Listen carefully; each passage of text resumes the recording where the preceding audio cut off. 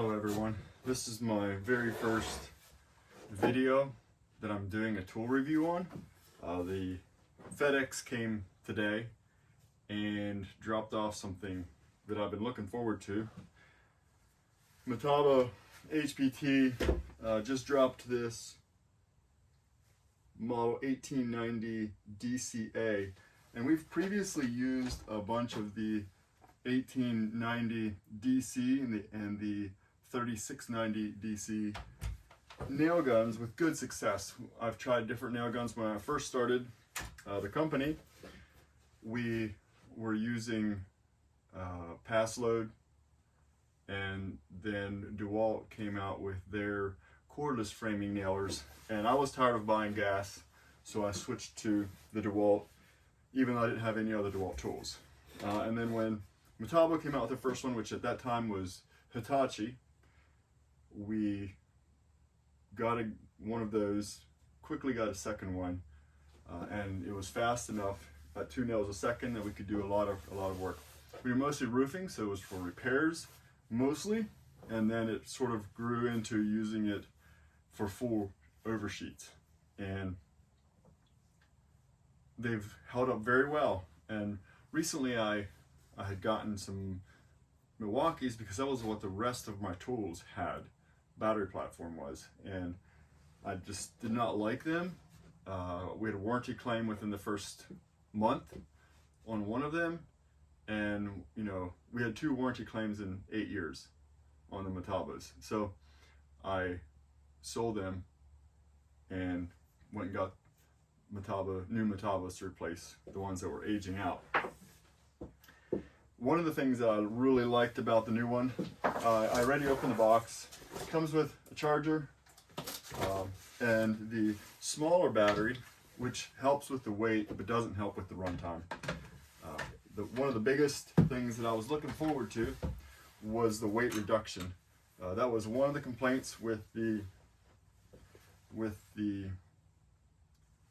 Milwaukee, was the weight, and they've done a lot. This one, as a bare tool, comes in at 8.5 pounds. And actually, there was a few nails in that. I'll get rid of the nails and reweigh that. 8.4 pounds.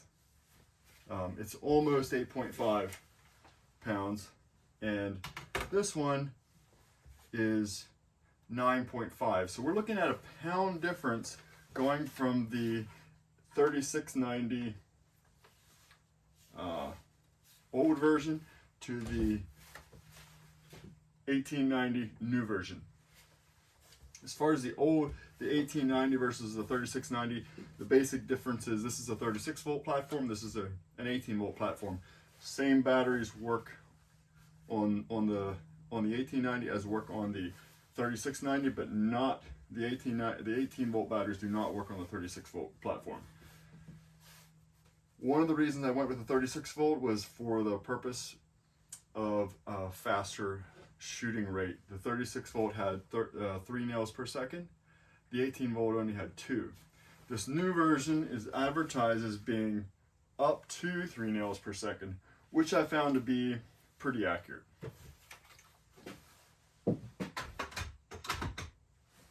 So I'm going to load these up, turn them on. One of the features that I like about the new version, if you look at the placement of the switches, right there you can see the switches very easy looking straight down on the gun. This you have to turn the gun clear upside down, and it's very difficult to see. The lighting is not nearly as good, the coloring is not near as good. The only issue that we've had with the 3690s has been the magazine sometimes gets a little bit of paper clogging, not very much, just enough that it doesn't want to feed very well, and that has been the only issue that I've really dealt with.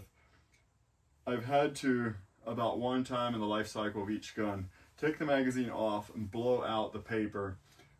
I don't know whether it was a batch of nails or what, but blow it out, spray a little bit of like slick stuff on it, and put it back on, and then it works just fine. So seeing them come out with an aluminum magazine, this is an all aluminum magazine, has better access I think will feed more like a traditional air nailer, and it's great improvements to see. The nail gun tip, and this seems to be a big deal for some people. For us, it wasn't as big of a deal. This one's much smaller and not as aggressive looking. For us, most of the nailing was like this on a roof deck. It's not a big deal. We did some rafters, but the weight difference is going to be pretty big. I'm going to, for the sake of giving each gun equal power, I'm going to run both of them with the 5 amp hour 18 volt batteries. Give them the same amount of battery feed. So we're looking at about a pound difference here. Both of them will have ring shank galvanized nails, and we'll turn them on, both of them into bump mode. Has a switch on and the bump mode. Now, one of the features that I really liked about the Metabos is you can purchase one of these. So I purchased one of these, and if they run out of air, which this is an air charged cylinder, if they run out of air, you can field service them. I keep one of these in the trailer, and this one, the 3690, this panel comes off, this screws into the gun, and there's videos about how to do this. And you can add air. This is a pressure regulator, it gives you the right amount of air. You can put this in a service mode. This one, I don't know how to put it in service mode yet, but there's a reset button. I need to research that a little bit as to how to put this one in its service mode. But this is the only, I'm gonna take that back. Most of them you cannot field service. And so once guns get several years old, there's a lot of nails fired. Sometimes, especially when there's a cold, warm swap in temperatures, it can leak a little air, and you sometimes need to add some. This one has a much more accessible. It's very easily accessible right at the top there, and I like that. It also has a light. When you get to the end of the nails, that light starts blinking, and it warns you that you're out of nails. It's kind of a nice feature. So I'm going to show you here. I put 2 3/8 nails in so they do not go through this material. Turn this one on as well so that we can get a demonstration of the speed difference. So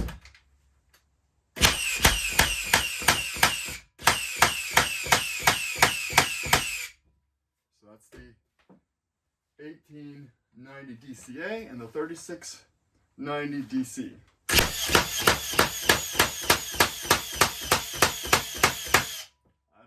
Tell that on camera or not, but it's just a split second faster. Back again to the 3 nails per second versus the up to 3 nails per second. It's very, very close. It's close enough that for a pound difference, I'll use this one. They also have a double magazine, which is a nice feature to have. I need to experiment some with this. One of the things I didn't like about the Metabos was the rafter hooks. I like this rafter hook. We use mostly rafters and not LVLs, not glue lambs very much. So this worked great for rafters, but it didn't work great on this side. This is actually a hook that I made for all of our guns, and it was a good option. This does not come with anything on this side. I've heard tell they're coming with something for that, but it's not available this time. This is nice for rafters or I-joist. One of the differences in the guns as well, since this is more aggressive tip, it sticks down a little bit further.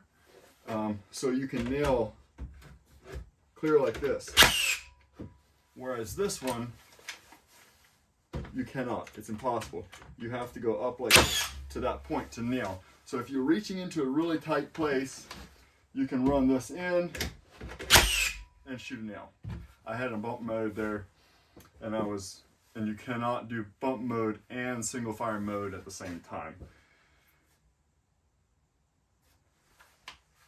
Because of that nail gun tip being down lower, the nail driver needs to be a little bit longer, which means that the gun itself is a little bit shorter. The old one was a little bit shorter.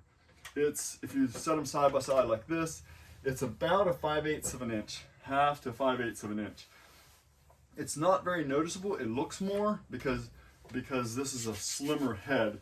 But one of the things that the slimmer head does is it puts the handle slightly further forward, which puts your hand at a closer point to the weight, where the weight of the head is. Makes a better balanced gun, and it's more maneuverable with that less weight. I think we're really going to like this gun. We've put hundreds of thousands of shots through these guns. I've had multiples of them, and you know, I like to have guns that are reliable. So we've used them, and you know, we have carried 3 of them in the trailer, and you know, we were using multiples of them, shooting thousands of nails per day in situations. And once we get to that, you know, 100 to 100,000 shots, which is a lot of shots on a cordless nail gun, I will often trade them out for a new version, because servicing them is cost prohibitive once they have that much work put through them. For perspective, it's about 50 nails per stick of OSB, and you know, last year we went through about a semi-load of OSB, which is 16 skids times 70. You know, I didn't do the math there, but it's a lot of nails. 16 skids times 70. You know, all the nails that go along with this. So we usually keep the guns for a couple years, and then we switch out. I'm going to run this one for a little bit to see what I think of it, and then I'm going to see if they come out with the 36-volt version of it to make a comparison between those two. But so far, I really like what I'm seeing. Still serviceable, lighter weight. This was the lightest weight on the market, besides the prosumer level ones. If you're talking like Milwaukee, Flex, Makita, or Metabo, the gasless version, Senko, this was the lightest that I found, and they just stepped up their game. When Makita came out with theirs and was several pounds heavier than this one, they dropped a pound, and I'm very happy with that, and look forward to putting it through its paces.